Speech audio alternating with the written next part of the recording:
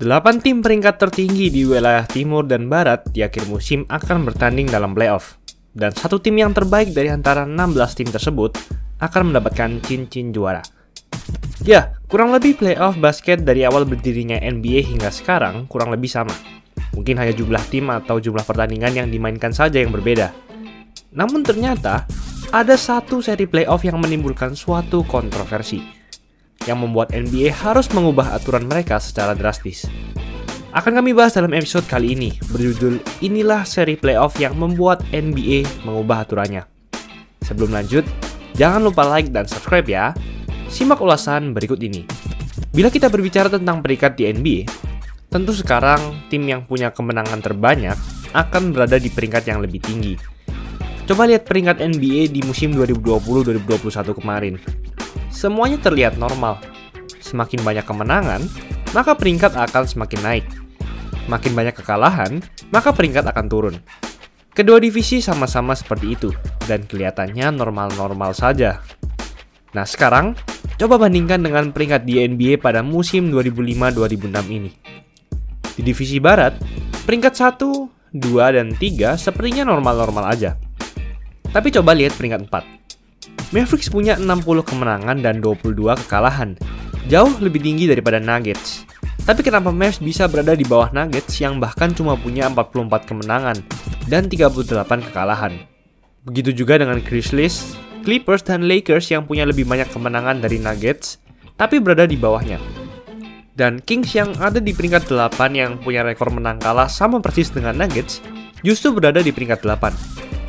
Hal ini terjadi karena dulu, pada era 2000-an, NBA dibagi menjadi dua divisi besar, yaitu divisi barat dan timur, sama seperti sekarang, dan dua divisi itu tadi dibagi lagi menjadi 6 divisi kecil, yaitu 3 divisi di timur dan 3 divisi di barat. Peringkat 1 dari setiap divisi kecil akan diberi hadiah peringkat 3 teratas dalam divisi besar, yaitu divisi timur atau barat, yang nantinya akan digunakan sebagai format playoff. Pada saat itu, divisi kecil Northwest kebetulan berisi tim-tim yang buruk.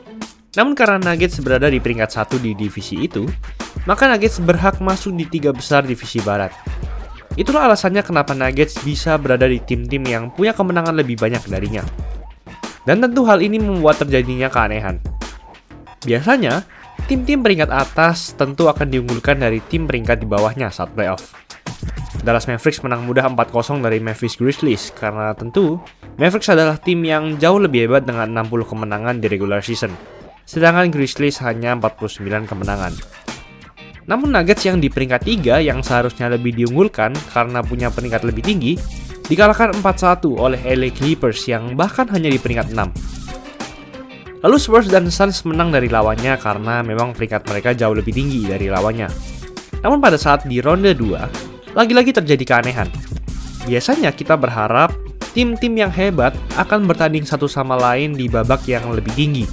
Misalnya musim kemarin, mungkin kita berharap Lakers bisa bertemu di Clippers di babak final wilayah barat. Kalau mereka bertemu di ronde yang lebih awal, misalnya ronde 1, mungkin akan menjadi tidak terlalu seru.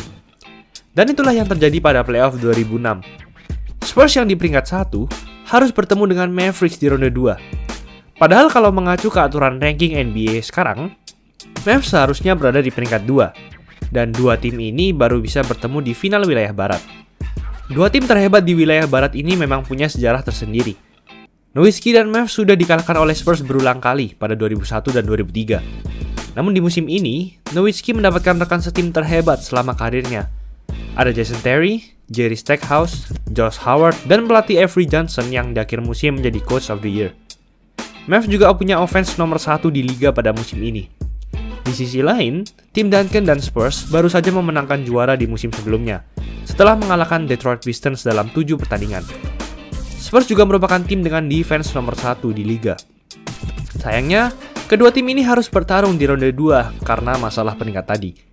Bahkan seri ini bisa terbilang lebih seru daripada seri final di musim itu antara Heat dan Mavs, karena Mavs dan Spurs berada di urutan kedua dan 3 dalam hal menang kalah di regular season. Sedangkan Heat hanya di peringkat 5 dari total semua tim. Mari kita tilik lebih dalam keseruan seri antara Mavs dan Spurs ini. Game 1 dimenangkan oleh Spurs, namun hanya terpaut 2 poin dengan skor 87-85.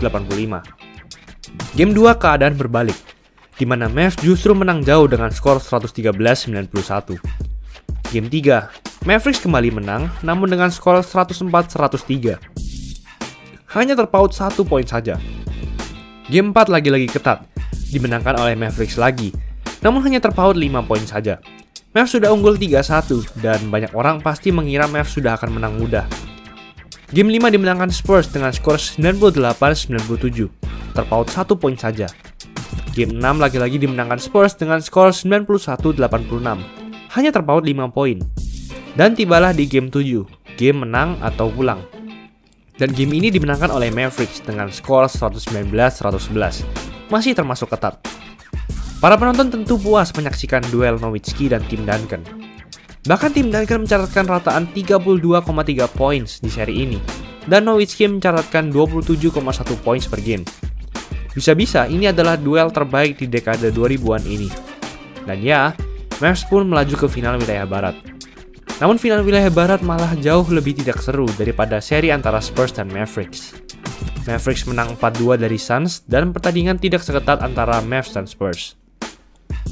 Di musim ini juga musim di mana Amare Stoudemire, bintang Suns, juga cedera. Jadi hal ini menambah ketidakseruan seri final wilayah barat ini. Mavs pun bertemu Heat di final. Namun Mavs dikalahkan 4-2 dari Heat. Ada kontroversi di mana final NBA musim ini dicurangi, di mana NBA membuat Miami Heat menjadi juara, karena Heat adalah tim market besar, sedangkan Mavericks adalah tim market kecil. Hal itu tentu akan memberi keuntungan besar bagi NBA dalam sisi finansial.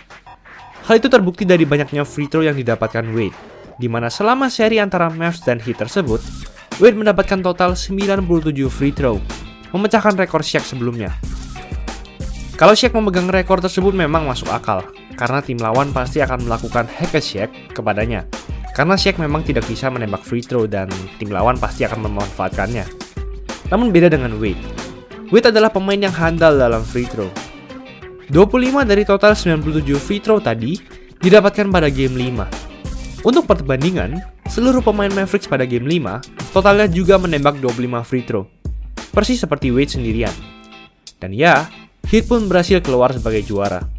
Setelah seri playoff ini, muncul kritik besar terhadap urutan ranking dari NBA.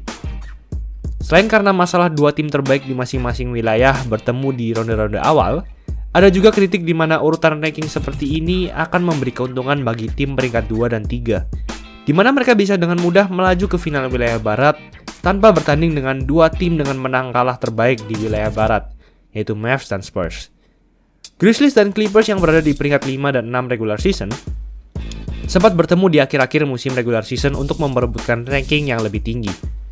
Namun justru mereka ingin kalah satu sama lain, karena tim di peringkat 5 nantinya, bila melaju ke ronde 2, akan bertemu dengan tim peringkat 1 menang kalah terbaik, yaitu Spurs. Sedangkan peringkat 6 tidak, karena tim kedua dengan menang kalah terbaik, yaitu Mavericks, berada di peringkat keempat. Dan akhirnya setelah musim ini, NBA mengubah aturannya di mana tim peringkat terbaik dari masing-masing divisi akan diberi hak 4 peringkat teratas di divisi besar timur atau barat. Hal ini tentu untuk mencegah terjadinya dua tim menang kalah terbaik bertemu di ronde-ronde awal. Karena sangat tidak seru melihat dua tim peringkat menang kalah terbaik bertemu di ronde 2 atau ronde 1. Dan hal ini pun diubah lagi setelah playoff 2015, karena Blazers yang saat itu punya menang kalah 51-31 berada di peringkat keempat, di atas Grizzlies dan Spurs yang punya kemenangan lebih banyak. Sejak playoff ini, NBA menghilangkan aturan peringkat divisi sepenuhnya, di mana tim dengan menang kalah terbanyak, tak peduli divisi apapun, akan mendapatkan peringkat yang lebih tinggi. Persis seperti playoff sekarang. Jadi, pembagian divisi sudah tidak terlalu penting lagi. Itulah ulasan mengenai episode kali ini. Yo guys, buat kalian yang mau cari-cari jersey basket, langsung aja cek sosmed @easysportswear. Tersedia di Shopee, Instagram, dan Tokopedia. Kuy, buruan diserbu! Jangan lupa like, komen, dan subscribe agar channel ini bisa berkembang dan menghasilkan video menarik lainnya. Thanks for watching, I'll see you in the next video.